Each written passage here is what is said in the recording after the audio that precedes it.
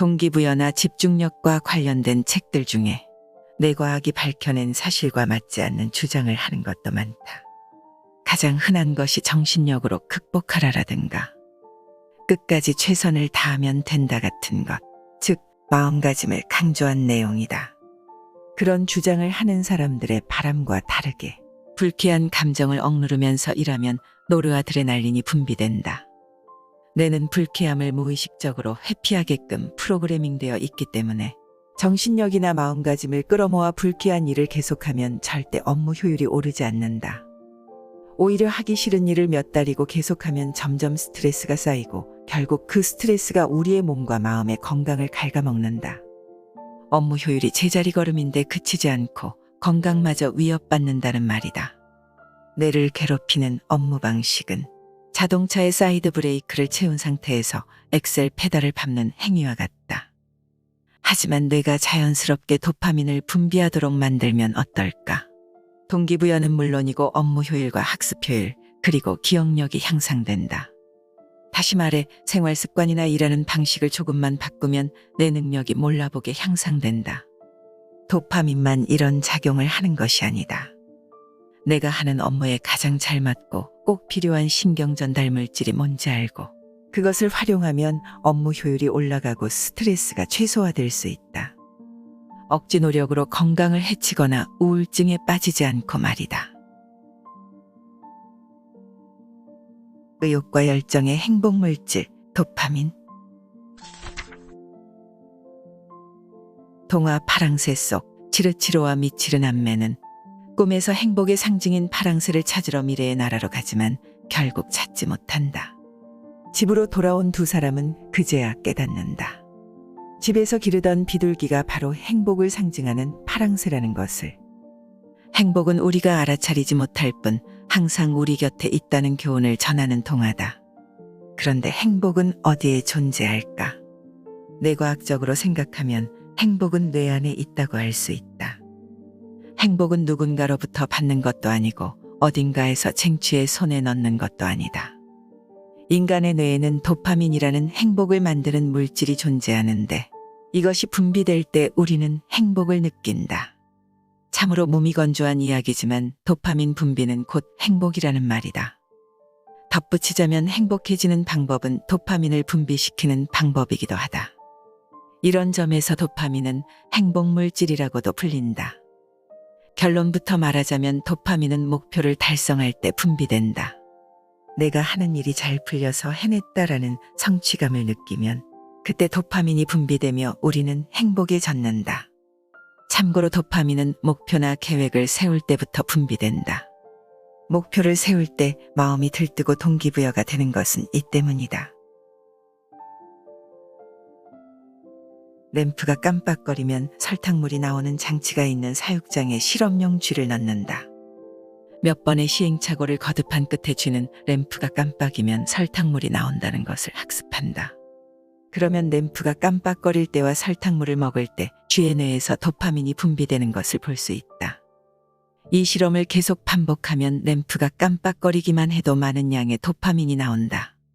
쥐의 머릿속에서는 설탕물을 기대했을 때와 실제로 설탕물을 얻었을 때 이렇게 두 번 도파민이 나오는 것이다. 이를 인간의 목표 달성에 적용하면 목표를 설정했을 때와 목표를 달성했을 때 이렇게 두 번 도파민이 분비된다는 말이다. 아무 생각 없이 살고 있다가 어쩌다 한번 행운이 굴러들어오면 당연히 기쁠 것이다. 하지만 그런 경우에는 도파민이 나오지 않는다.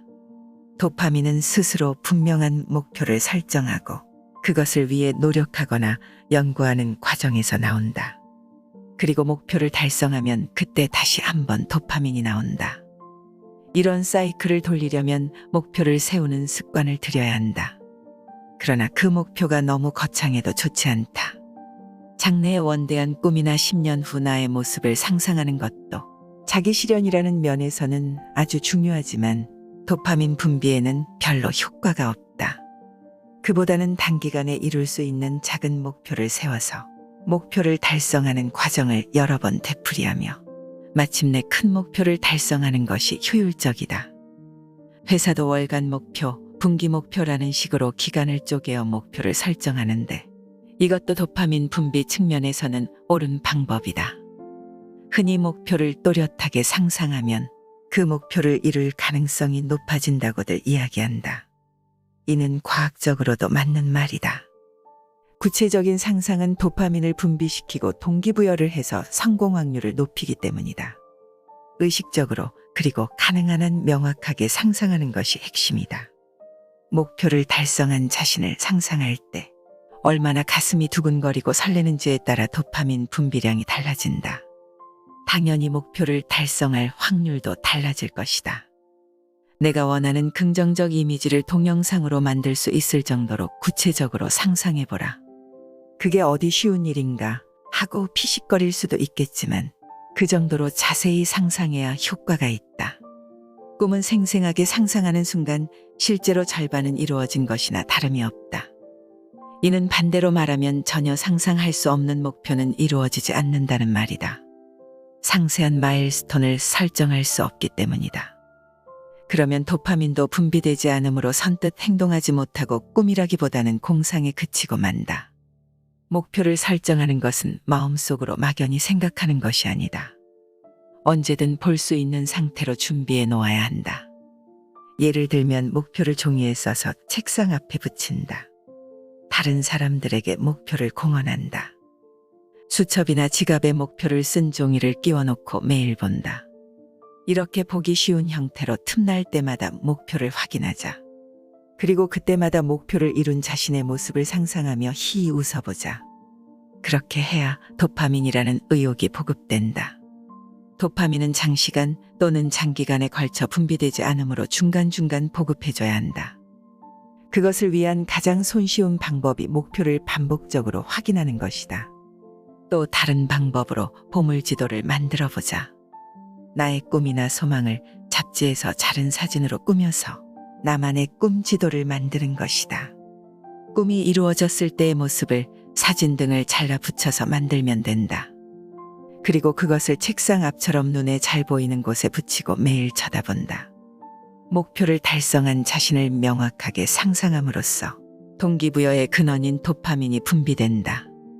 꿈과 목표를 보고 또 보면서 목표를 세웠을 때의 설렘을 시간 날 때마다 떠올리도록 하자.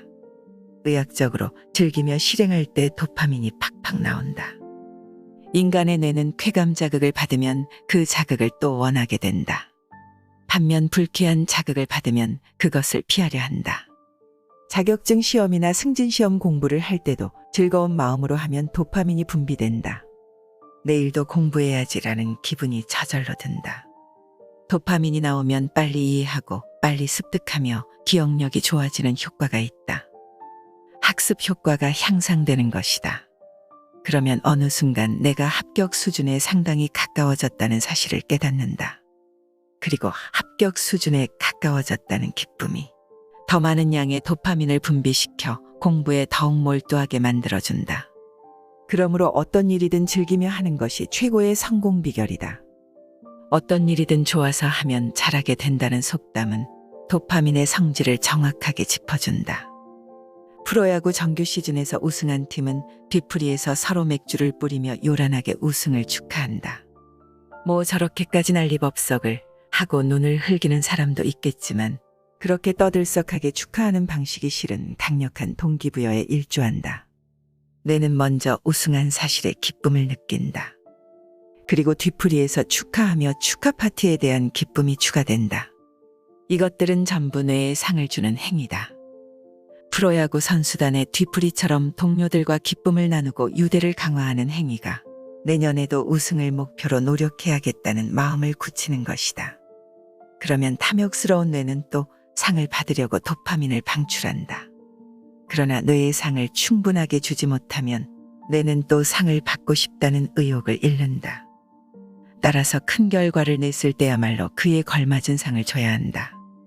당신도 목표를 달성하면 엄청나게 기뻐해야 한다. 뒤풀이처럼 남들이 함께 축하해주면 가장 좋겠지만 그렇지 않다면 스스로에게 상을 주자. 전부터 갖고 싶었던 값비싼 물건을 나에게 선물하자. 이것이 다음 목표를 이루는데 큰 의미를 갖는다. 현재의 자신에게 만족하며 현재 상태로 괜찮다고 생각하는 순간 도파민 분비는 멈춘다. 목표 달성을 기뻐하는 것과 만족하는 것은 동의어가 아니다. 현재의 자신에게 만족하는 순간 인간은 더 이상 발전하지 않는다. 그렇기에 올림픽에서 금메달을 딴 선수는 동기를 잃기 쉽다. 세계 1위 자리를 차지해 더 올라갈 곳이 없어졌기 때문이다. 그러나 금메달을 획득해도 더 높은 수준에 도달하는 사람들도 있다. 그들이야말로 진정한 세계적인 선수다. 도파민은 더 힘든 목표를 세웠을 때 분비되며 강력한 동기부여를 한다. 항상 더 힘든 목표를 지속적으로 세우는 것. 이것이 도파민 강화학습 사이클을 작동시키는 비결이자 인생의 성공 법칙이다. 이번 목표를 이루었다면 즉시 다음 목표를 세워라. 현재에 만족하면 도파민은 더 이상 나오지 않는다. 뇌는 욕심쟁이다. 도파민이라는 물질은 항상 더 많이를 추구한다.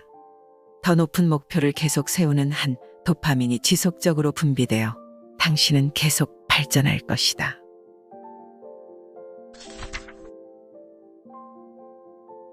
앞에서 이야기했듯이 도파민을 분비할 때 목표 설정은 아주 중요한 요소다. 하지만 이 목표가 너무 쉬우면 도파민이 나오지 않는다. 반대로 절대로 달성하지 못할 목표여도 도파민은 나오지 않는다. 힘들지만 열심히 하면 달성할 수 있는 그런 적당한 과제가 설정되었을 때 도파민이 가장 많이 분비되고 의욕이 솟아난다. 도파민을 분비하려면 목표를 달성했을 때 칭찬해야 효과가 있다. 타이밍이 중요하다. 도파민은 매너리즘을 싫어한다. 그리고 연구와 변화를 좋아한다. 같은 일도 평소와 다른 방법이나 접근법을 이용하여 도전하자. 그렇게 하면 목표 지점은 같아도 다른 전개 방식의 재미를 느끼게 되고 그 결과 도파민이 분비된다. 일하는 과정에서 변화를 주면 의욕이 솟고 일 자체가 재미있어진다. 물론 목표를 달성했을 때의 만족도도 더 높아진다. 뇌는 도전을 좋아하고 그 도전에 응하게끔 되어 있다. 운동을 하면 도파민 외에도 집중력과 상상력을 높이는 아세틸콜린이 분비된다. 또 세로토닌도 활성화되고 약간 힘든 운동을 하면 뇌내 마약이라고 불리는 엔도르핀도 분비된다. 30분 이상 유산소 운동을 하면 지방 분해를 촉진하는 성장 호르몬도 분비된다. 운동 후 머리가 맑아지는 느낌이 드는 건 바로 이러한 물질들의 복합 작용 때문이라고 추정되는데 이때 도파민의 작용은 특히 중요하다. 의욕이 없거나 아무것도 하기 싫고 동기부여가 안 되는 사람들 중 상당수는 운동 부족일 가능성이 있다. 일에 대한 의욕을 높이는 의미에서도 적절한 운동은 중요하다.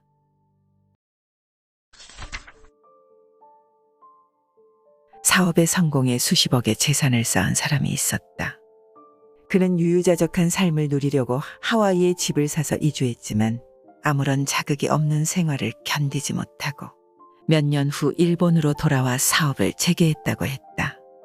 충분히 만족스러운 상황에서도 그가 새로운 도전을 선택한 것은 역시 도파민 때문이다. 도파민의 보수 사이클은 목표를 달성한 뒤에 더 큰 목표를 달성하여 더 큰 쾌감을 얻는 시스템이다. 날마다 같은 생활을 계속하면 뇌는 행복하다고 느끼지 않는다. 종종 아무 부족함이 없는 생활을 하던 사람이 왜 그런 일을 이라는 말을 하는데 뇌과학적으로 말하자면 아무 부족함이 없는 생활에서는 도파민이 나오지 않기 때문이다. 만족스러운 생활을 유지하면 그 이상의 목표를 갖거나 달성을 할 수 없게 되어서 도파민이 분비되지 않는다. 은퇴 후에도 취미 활동이나 자원봉사 등 새로운 일에 도전하는 사람은 여전히 젊어 보인다. 반면 유유자적한 생활만을 목표로 삼고 딱히 아무 취미도 없이 사는 사람은 순식간에 확 늙는다. 사람은 가능성을 넓히는 도전 과정을 통해 행복을 느낀다. 관점을 바꾸면 도전을 계속하는 한 누구나 행복해질 수 있다는 말이다. 이렇게 말하면 죽을 때까지 계속 도전하고 노력해야만 한다고 오해하는 사람이 있을 수도 있겠지만 그렇지 않다. 새로운 목표를 정하고 오늘부터 실행하면 오늘부터 도파민이 나올 수 있다. 막대한 부를 이룬 어느 대기업 사장이 다음과 같은 말을 했다. 젊었을 때는 가난했지만 풍요로운 미래를 꿈꾸며 일했고 하루하루에 충실했다. 지금 생각하면 그때가 가장 행복했었다. 10년, 20년 죽어라 노력하고 나면 그 길의 끝에 행복이 기다리고 있는 것이 아니다. 노력하며 계단을 오르는 지금이 실은 가장 행복한 것이다. 매일 하는 일 중에서 내 가슴이 두근거리는 순간이 언제인지에 초점을 맞추자. 그리고 내 잠재력을 키울 수 있는 목표를 설정하여 성장의 계단을 올라가자. 이것은 오늘부터라도 당장 시작할 수 있는 일이다.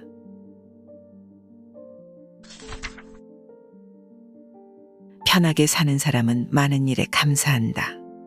불쾌한 일에도 감사한다. 물론 좋았던 일에도 감사한다. 이것은 일본의 사업가 사이토 히토리가 한 말이다. 감사의 중요성을 단적으로 표현한 명언이다. 나도 감사의 중요성을 실감하며 항상 감사하는 마음을 잊지 않으려 노력한다. 그런데 왜 감사하는 마음을 가지는 사람이 성공할까? 뇌과학적으로 말하자면 남에게 감사할 때 엔도르핀이 분비되기 때문이다. 누군가에게 감사를 전하거나 감사의 말을 들을 때 사람은 행복해진다. 미국 국립보건원의 연구팀은 자원봉사 활동을 하는 사람의 뇌는 보상을 받았을 때의 뇌와 같은 활성 패턴을 보인다는 것을 핵이미지 연구를 통해 밝혔다. 그러고 보면 봉사활동을 하는 사람은 그렇지 않은 사람에 비해 의욕이 넘치고 활동적이다. 봉사활동을 함으로써 성취감과 행복감도 강하게 느낀다. 또한 이들은 심장질환을 앓을 확률이 낮고 평균 수명이 길다. 그 이유는 봉사활동으로 엔도르핀이 분비되기 때문이라는 연구가 있다. 실제로 내 주위에도 봉사활동을 하는 사람들은 봉사활동은 정말 즐거워요. 남에게 고맙다는 말을 듣는 것이 이렇게 기쁜 건지 예전엔 몰랐어요 라고 말한다. 또 감사를 받는 것은 칭찬받는 것과 마찬가지로 정신적인 보상이다. 그러므로 도파민도 함께 분비된다. 남에게 감사하고 감사를 받는 것, 누군가에게 도움이 되거나 사회에 공헌하는 것, 그런 순간에 보수계의 편도체가 자극을 받아 도파민이나 엔도르핀을 분비하도록 움직인다. 감사가 성공을 부른다는 것이 과학적으로 증명된 셈이다. 당신의 뇌는 최적화를 원한다. 지은이, 가바사와 시온, 옴기니, 오시언, 편엔곳, 세멘 파커스. 인간의 뇌구조는 복잡하지만 인간의 행동은 단순합니다. 쾌감을 추구하거나 불쾌감을 회피하거나, 그리고 뇌내 물질을 적당량 분비시키려면 건강한 생활 습관이 꼭 필요합니다. 밤에는 멜라토닌으로 숙면을 취하고, 오전에는 세로토닌을 활성화시키고, 낮에는 아드레날린으로 열정적으로 일하고, 밤에는 그 스위치를 끄고 쉬는 것입니다. 업무 능력 향상이나 효율을 높이는 것에 초점이 맞춰진 일반적인 성공 서적들과 달리 성공한 사람들의 뇌가 어떻게 효율적으로 작동하며 그들의 생활 패턴들을 성공하는 방향으로 이끌었는지 과학적으로 증명하기에 충분한 내용을 담고 있습니다. 이번 책이 여러분들의 일상에서도 마음과 몸의 건강에 도움이 되기를 바라는 마음입니다.